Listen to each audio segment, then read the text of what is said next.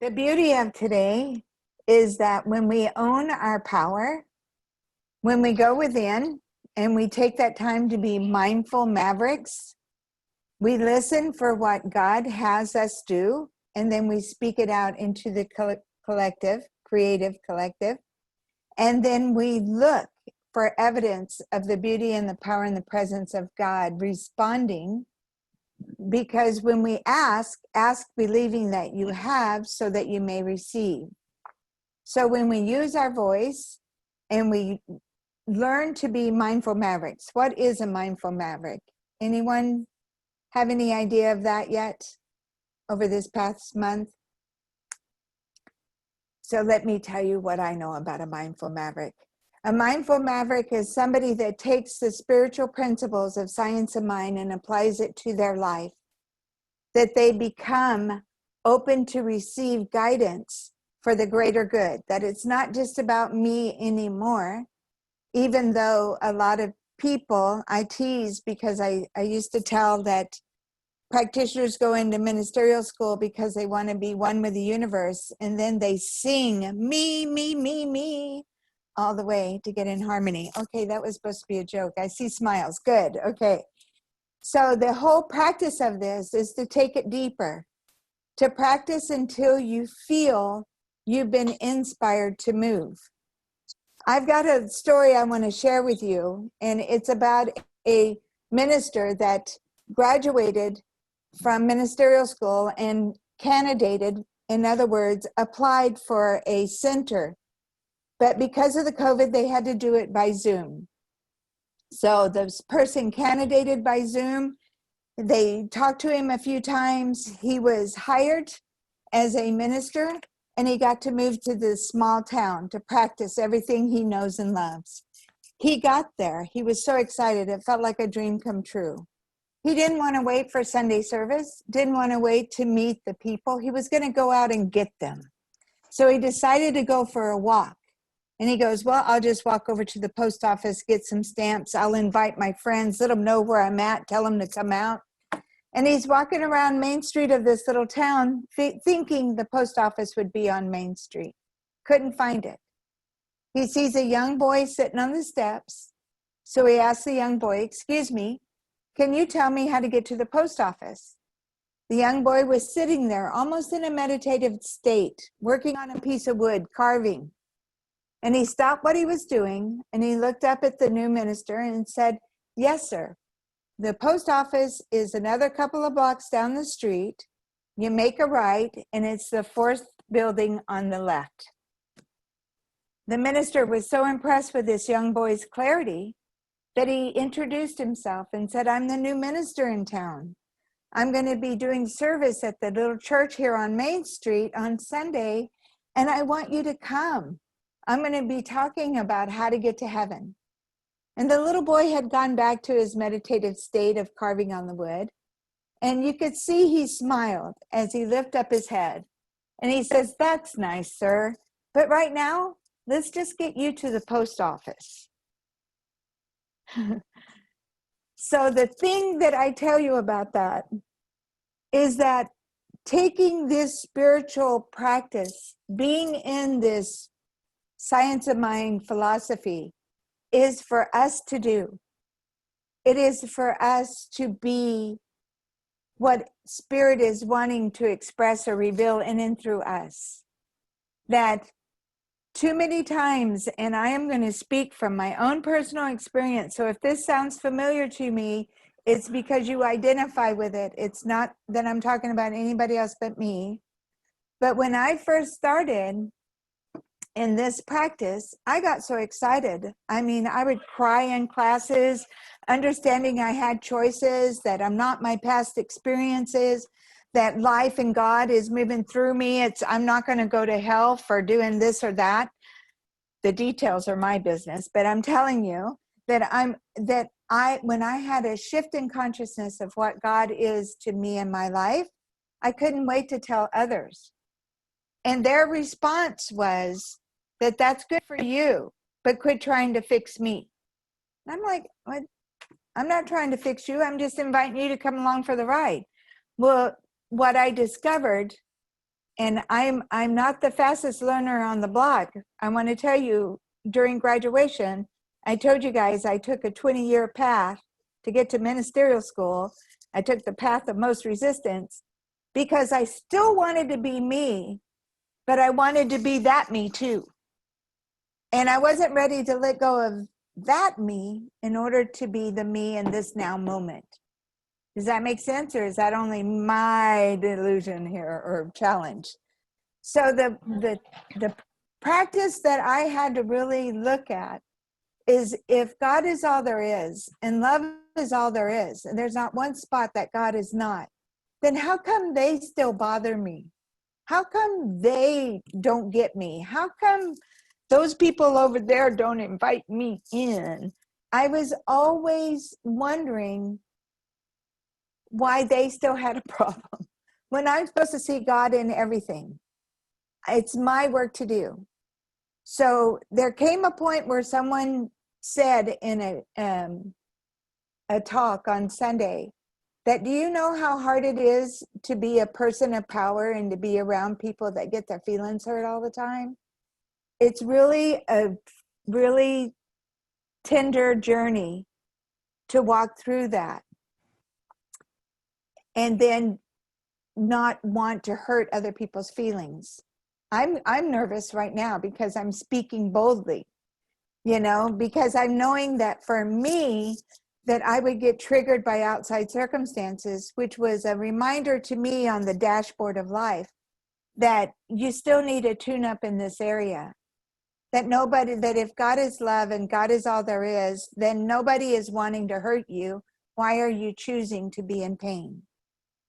So the whole call to action as a mindful maverick is to sit in the creative process, to sit in meditation until you capture an idea, which is an intuition, and you augment it so it inspires you, so that motivates you to take action, that you can have an experience with it. Then you have a reaction, and then you have an understanding or a recognition, cognition, and it becomes wisdom in your life. You take in life, process it until it comes out wisdom. You're moving and expressing God through your life. Now, when I was in the prison ministry, I would teach this meditation to the inmates.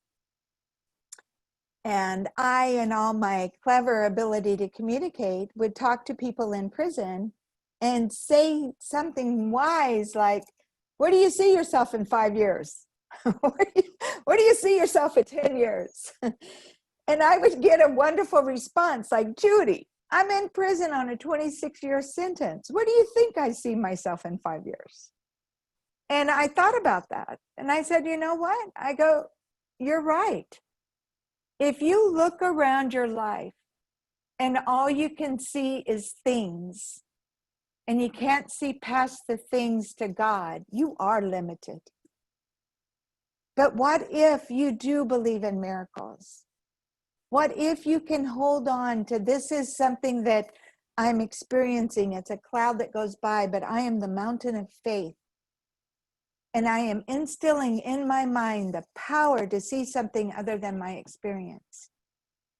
And I believe that's what we're being called forth to do right now with the mindful action, the mindful mavericks. So there was about 80 guys in my class. 3 of them would take everything that we taught in the prison ministry as if it was life-saving, life-affirming, life-changing, and they would practice. They got out early. One guy got out in 16 years. Now you go 16 years, that's early, Judy? Yes, he was in for 26 years. He got out early. He went on to be a motivational speaker. He wrote a book that Living in a Maze to an Amazing Life. Another guy would say that, I don't get it, Judy. I can't do it. I said, well, nobody can do it first time, every time.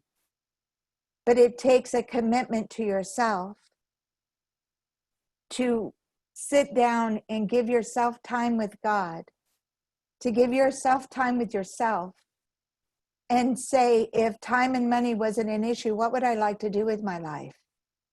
What's my purpose? What's my passion? And you don't need to know how it's going to happen. A lot of people say, well, God wants me to start my own business and I don't know how to do that. Yours isn't the how, yours is the what and the why. What do I want? Why do I want it? How does it feel? How does it look? Where can I go and embrace and embody this and bring it into form? A friend of mine said that in her meditation that she would say, go sit at a park at a bench in a park. And she's like, go sit in a bench in a park. Well, how's that going to help me? Well, one day she was sitting at the park on a bench and somebody sat down next to her and they started talking. And that person wanted to finance what she wanted to do, but didn't want to do it. He was going to be the silent backer. Now, is that divine right action? There's always a possibility if you stay open to the possibilities. I see, hear, and feel myself being a presence of love, of revealing joy, of abundance, of health, of wholeness. And those affirmations with the right feeling tone, said with conviction, allow you to shift. But if you say it like this, every day I say this affirmation, and it's really like, I don't feel any change, it's just something I say, then you can't, your nervous system listens to you. I worked for Tony Robbins for years, and we would do the fire walk, and he would train people how to do a fire walk, to walk across 14, 15 feet of hot coals. And people would come with all kinds of fear. And he'd work with them for 3.5, 4 hours. But the key thing he said, when you get to the front of the line, when I say go, you go. That's not when you stop and ask me, am I ready? Do I look ready? Am I going to make it? What do you think? Is it my feet going to burn off? That's not what we're doing. We do our move, our physiology. We say yes with power. And when I say go, you go. When I say go, you go. You want to train your nervous system to be like that for you. When I say go, you go. So if you say, I'm going to start exercising every day, and you turn on your video for exercising, and you sit down and watch it while you eat something, your nervous system's like, she ain't ready, y'all, I'm telling you. But if you say, today I'm going to do that, and you set the alarm to get up early because you don't have time otherwise, and you do it whether you feel like it or not, pretty soon your nervous system will wake you up and say, come on, it's time to exercise. It's time to be who you say you are. It's time to reveal the joy and the presence of life as you, the revealing of God, that God is full of energy. Now you take what you learn from being in meditation and you feel the positivity of love and joy and the power of God move in and through you. And then you look out to the world and you see what needs to be done. It might look negative, but you need that negative and positive in order to get a charge. You combine those two and let it fuel you for your purpose and your passion that you have for life. So in the notes that Reverend Kevin sent me, it said that mindful action, to be the loving presence out in the world for perhaps Black Lives Matter, perhaps the ecology, for the LGBTQ community, for women's rights, to protect the children, for men in prison, for whatever it is. When you look out in the world and you see whatever it is, you don't just go out there and say, oh, well, they need this, I'm going to go take them that. That'll wear you out real quick because you're just feeding the problem at that point. Or so I've been told. I don't know, more to be revealed. Check back with me in 5 years, we'll see. But what I know to be true, that if you do the meditation, if you look for what God inspires you to do, what action should you take? What do you bring to the table? Then you're sourced and supplied from the inside out, and it doesn't deplete your energy. It actually energizes you when you do what Spirit is tapping you on the shoulder to do. When you look out into the world and say, okay, well, I'm going to go volunteer over here, and then you go volunteer over here, and they don't ever acknowledge you or appreciate you or whatever. It wasn't yours to do if Spirit didn't tell you to go there. Does that make sense? My son loves that. That's my favorite. That's his favorite phrase. Mom, I just love it when you ask me, does that make sense? So when you look out into the world and you see the power of God as love everywhere, when I would take the volunteers into the prison, I would brief them and say, we don't talk about what they did to get there. We don't talk about their experience at all. We talk past the appearance of where they're at and what they did to the Christ consciousness that is the truth of them. And we coax that out with love and understanding until they feel confident standing in the light to balance out who and what they are. Because they only act out because of whatever belief they were born to believe or whatever they agreed with. One inmate told me that my parents told me I was a worthless piece of poo, and I loved them enough to believe it. And I've been proving them right ever since. That's a great awareness, I told him. But now what are you going to do with what you've learned? Tell me who you truly are as a result of this. Don't get stuck in the basement when the whole world is here for you to experience. So that meditation become a daily practice for them. And our ministry, and I myself do nothing, and it's the Spirit within me that does the work, but our ministry and our volunteers got the Group of the Year award for turning the prison into the ashram. And that was Warden Anaducci's words, not mine. And that was like a gift from God itself, the validation of knowing that when you see somebody give up the identity of who they think they are, that they are guilty or feel blame or shame or hurt from, and they accept the truth of who they are, they change. They shape shift right in front of your eyes. Go, oh my God, you just look 10 years younger right now. And you look amazing. So we all have stuff in our life that we wish we should have, would have, could have done differently. But if we could forgive ourselves in this moment right now, to free ourselves of the pain of the past, to be the inspiration of the future, to be the evidence of God here on earth, heaven is at hand. If we could allow ourselves to shapeshift in that, what would you have to do in order to forgive yourself and accept yourself as the truth, the beauty, and the power and the grace of God itself? That can be rhetorical, and I'm open to any comments. Because I don't care who you are. You stay green, you grow. You ripen, you rotten. Everything that has come into form starts to deteriorate over time.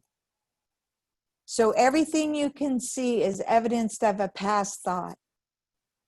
In order to have what you don't have, you need to speak and vision and feel and hold for you the possibility of that which is not yet come into form, because God is becoming. It is here. Allow yourself to be open and just do what my good friend Reverend Michael would say. Well, I think he's a good friend. I hope he would say the same. When you don't see what you do see, you will see what you won't see. Give up from labeling everything you see around you, because everybody knows. Sometimes I call myself Captain Obvious. I say the most silly things. It's like, well, everybody can see that. We all know what to call things that are in physical form. I want to hear from the passions of your heart the mental preparations of your mind, the words you choose to use to create, and the actions you'll take to support who you believe yourself to be, the love of God itself. It is a powerful thing to sit in meditation, to be inspired and go be a beneficial presence in the world.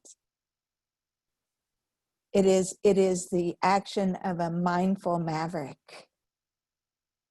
So I leave with you, because I think I'm getting close to a closing, a thought, a question, because the quality of your life is completely based on the quality of questions you ask yourself. If you're always asking, why has this happened to me? The universe will give you evidence of it because you asked for it. When I ask people to vision, they tell me everything they don't want. And what do we teach in Science of Mind? Form follows thought. So I don't like it when you talk to me like that. Well, hey, guess what the universe just heard? Talk to me like that, right? So when you can speak with passion as much as who you believe yourself to be and what you want, as you used to talk about your pains and the hurts and disappointments, then you will start to recreate anew and give yourself the ability to feel good in your body. I know that last week, Gary said that God is the fulfillment within. So God is whole, complete, and perfect in every point and place. So the spirit within you is God in evidence of your breath. You are the very breathing, the breath of God. George then chimed in and said, you need to hold a mental equivalent. A mental equivalent is the picture of what you want to experience in the world. And hold that in your mind and practice that until you can describe it as if it were here. And then for the love of God, Dolores said that that so many people operate from ego, that they own themselves in their pain so much that they don't want to let go of it, that they're willing to edge God out.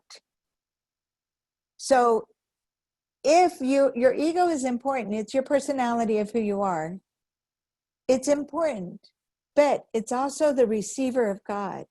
When you were born, you had to breathe in life before you could express life.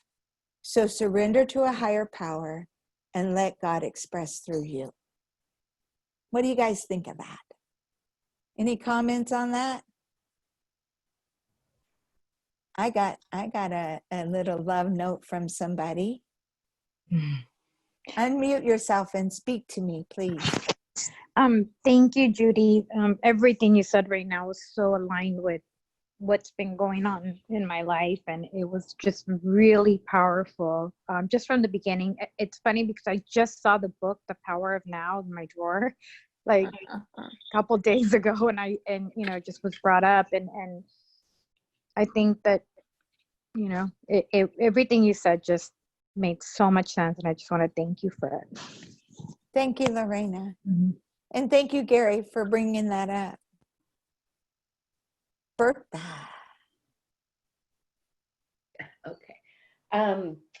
There's two things you said that absolutely resonated with me. One was mindful action calls us to be the loving presence out in the world. And I really connected with that. To remember that I am not the chaos that's going on in the world. I am the loving presence of this world. And the other one is to be the evidence of God here on earth. Same thing. That's my job, to be the evidence of God here. And as a teacher, I got to experience that for like 42 years. So you really touched my heart. I have to say that I didn't miss Reverend Sunshine today. That is the highest compliment I can give you. You are awesome. Oh, my feet just went off the ground. Are you kidding? I'm matching the balloons on my sign, my big head. Thank you. Thank you. And someone told me, Judy, that the highest compliment that you could give to God is to be happy with who you are. Mhm. And I just went, oh, I do that. Pop up, girl, pop up. I do that more often. Thank you. Anyone else want to add? Thank you, Judy. I just want to quickly say that, you know, the highlight and the poignant question was you sharing a little bit about your experience in the prison ministry.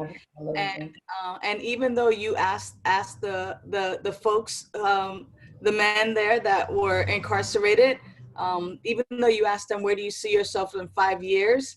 I mean, that to me was quite profound, because all things are possible. And when I'm stuck in a rut, you know, am I in that rut? You know, am I incarcerated in my own mind? And see myself here for the next, you know, do I see myself? And actually too was like, do I see myself here in this human body as doing time? You know, Yeah. am I doing time in my body right now? Like, am I doing, you know, 40 years plus or 50 years plus? Am I doing time in my body? Like, just like until my exhale, so I can stop expressing, you know? So that was amazing. So thank you for that, beloved. Appreciate you so very much. And I love you too. Thank you. My dad he was fond of drinking in country bars. And there was a song that he played all the time, still doing time in this honky tonk prison. I'm like, oh my gosh. So are we in heaven's waiting room, or do we have the opportunity to love and express and enjoy each other and live a life from the inside out? Is that amazing or what? I mean, I just, I've been on a 7-day seminar with Tony Robbins, and he says, are you committed to to be in a relationship? Are you committed to the ship or to the relations? Because when you get to kiss somebody after being married for 20 years and go, you know what, you're still the cutest little boo I ever thought I'd have, then you know that you're happy with your choices and who you are. It's okay to be happy. You're going to serve someone. You're either going to serve the pain or the joy.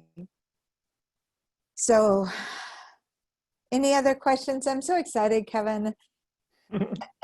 I'm looking at my thing. I did want to share that as the 2 slides I told you about. Okay. Just a second. Thank you much.